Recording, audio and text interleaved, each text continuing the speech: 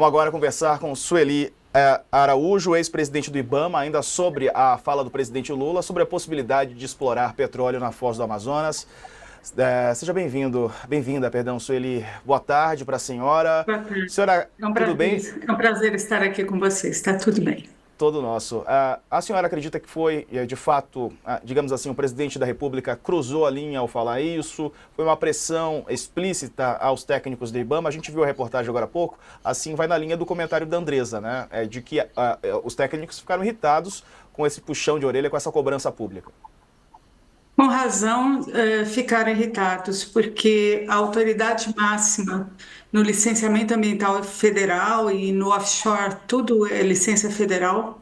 A autoridade máxima é o presidente do IBAMA, que toma a sua decisão com base nas análises dos técnicos da autarquia. A equipe do IBAMA é muito experiente, o IBAMA tem uma equipe no licenciamento dedicada exclusivamente a petróleo, é uma equipe que fica, na maior parte, no Rio de Janeiro e que há muitos anos só faz isso.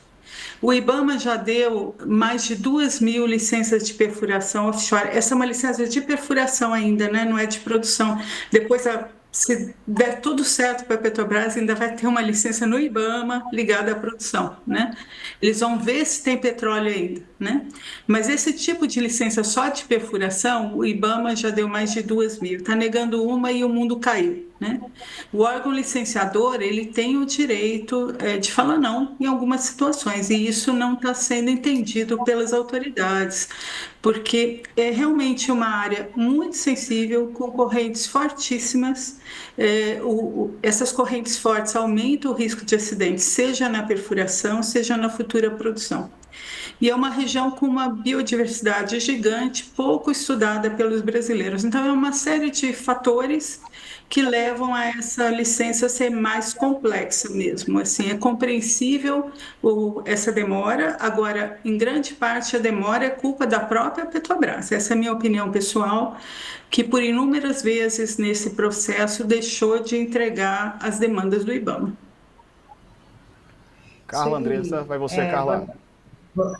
Boa tarde, Sueli. Obrigada por estar aqui com a gente. Em relação a essa questão da ingerência política, né? A senhora foi presidente do IBAMA. Como é que deve funcionar a relação do presidente da República com o órgão e da ministra do Meio Ambiente com o órgão? Como é que, porque é um órgão independente, mas como é que deve funcionar? E na avaliação da senhora, como é que deve ser a postura da ministra Marina Silva, que a gente sabe que que desde o início dessa questão disse que a questão era técnica, né? Mas quando escala para essa questão política, como é que a senhora acha que ela deve proceder para tentar equacionar ou solucionar essa questão agora? Bom, a ministra Marina Silva, por várias vezes, salientou o fato de que deveria haver uma análise regionalizada antes da decisão sobre as licenças. Em novas áreas, em novas fronteiras de exploração, o correto é fazer o que nós chamamos de avaliação ambiental de área sedimentar. A bacia da Foz do Amazonas é uma região sedimentar. Na margem equatorial, nós temos 5 bacias sedimentares. O governo que faz, não são as petroleiras, é o Ministério das Minas e Energia, junto com o Ministério do Meio Ambiente, deveriam analisar toda essa região do ponto de vista integrado, para entender quais áreas em cada bacia sedimentar são aptas à produção de petróleo e quais não são. Só que o governo não faz isso. E, no fundo, você coloca para leilão, coloca para oferta pública áreas em que você não tem muita segurança de que é possível sair uma licença ambiental, né? Você economiza na etapa inicial e depois arruma confusão mais para frente nos processos de licenciamento. Essa é uma grande lacuna no país. E tem novas fronteiras que deveriam ser objeto desse tipo de estudo, como a Bacia de Pelotas.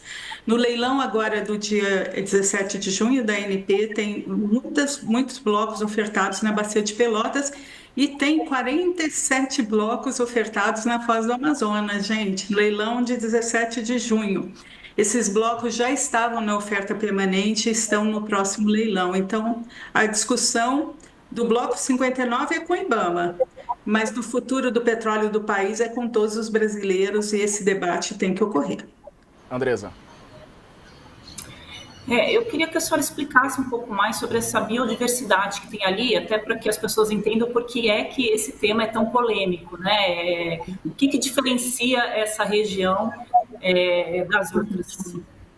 Bom, nós temos uma situação única, provavelmente no mundo, uma riqueza ímpar, que é o Rio Amazonas, na sua foz, né, jogar uma quantidade maluca de sedimentos e muda toda a forma de vida marinha, né? Então o Rio Amazonas é o que mais joga sedimentos no mar, né? E ao mesmo tempo, nós temos na região o que a gente chama Grande Sistema Recifal Amazônico. Pega na costa do Amapá, Pará e um pouco Maranhão. É uma região que é uma formação que nesse sistema nós temos sim rodolitos, algas calcárias, mas temos corais, né? E o Brasil estudou muito pouco tudo isso. Tem alguns cientistas que já participaram de expedições, nós temos fotos, nós temos artigos científicos publicados mostrando a riqueza da região, e o Brasil não estudou isso como deveria. O Bloco 59, especificamente, fica próximo do começo do Grande Sistema Recifal Amazônico. Então, se houver acidente, pelas modelagens, a maior parte do óleo iria rapidamente, acho que chegou a ser falado, iria rapidamente para a Guiana Francesa, outras Guianas e para o Caribe. A maior parte do óleo, pelo que diz a modelagem. Mas não se sabe o quanto que retorna para a nossa costa, e aí você atingiria manguezais e também áreas de comunidades indígenas. E não se sabe direito o que fica lá de óleo. O que ficar de óleo no local, a tendência é afetar o sistema recifal. Então, é uma região nova, sem exploração ainda, pouco estudada, então tudo isso tem que ser mensurado, e por isso mesmo que deveria ter sido realizada uma avaliação ambiental de área sedimentar. Pode ser que aquele destino, que aquela região, o destino correto seja uma área protegida marinha, por exemplo, ou uma área para pesca, para a comunidade de pescadores. Então, a gente não pode pressupor que toda a nossa costa, a prioridade é petróleo. Não faz sentido. Não faz sentido em nenhum país, né? Então, o petróleo traz dinheiro, ninguém nega isso, né? Nem sempre traz distribuição de renda. Isso eu questiono, porque o nosso histórico é que nas nossas regiões que exploram petróleo, os indicadores sociais não melhoram, né? Então, a gente não tem demonstração clara, gera riqueza, mas para quem, né? Essa é a pergunta.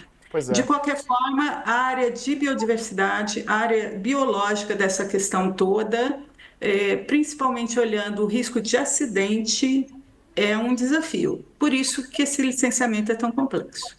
Agora, Sueli, o presidente falou em lenga-lenga do IBAMA.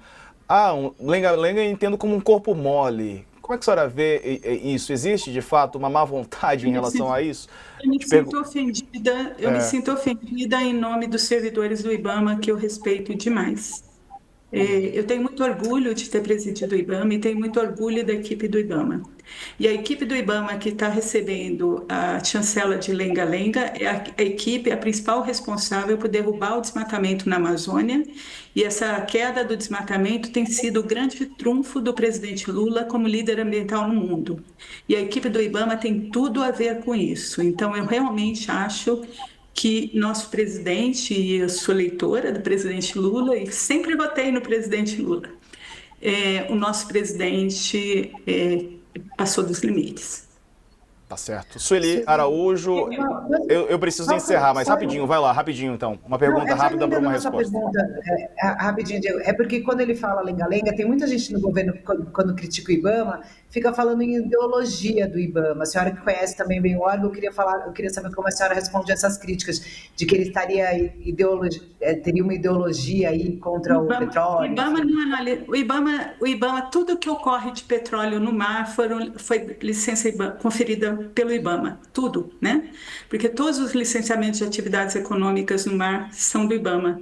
Se ele fosse contra petróleo, como regra, e ele não pode fazer esse tipo de análise, a Petrobras não faria nada no offshore, nem outras petroleiras. Não faz sentido, né? A decisão do IBAMA é sobre o empreendimento em si. A discussão sobre o futuro de petróleo a gente tem que fazer. E os brasileiros têm que participar disso e entender o que é expandir petróleo em plena crise climática. Mas essa não é a discussão do IBAMA. A discussão do IBAMA é que a Petrobras não apresentou no processo dados suficientes, principalmente em relação a emergências. Então, é isso que está em pauta no processo. Andressa, rapidinho, vai lá. Rapidinho, se o IBAMA mantiver a decisão contrária, o presidente Lula pode tomar uma decisão a favor ou ele é obrigado a acatar a posição do IBAMA? Legalmente, ele é obrigado a acatar. A autoridade máxima no país, no licenciamento ambiental federal, é o Rodrigo Agostinho, legalmente. Sueli Araújo, ex-presidente do IBAMA, obrigado, viu? Obrigado por nos atender. As perguntas são muitas, se deixar aqui a gente fica 2, 3 horinhas com a senhora. E eu fico até amanhã, gente, porque esse tema é tema prioritário para mim. Com toda certeza. Espaço aberto para a senhora voltar muito em breve. Sueli, um abraço, viu? Obrigado pela disponibilidade. Um abraço, gente. Obrigada.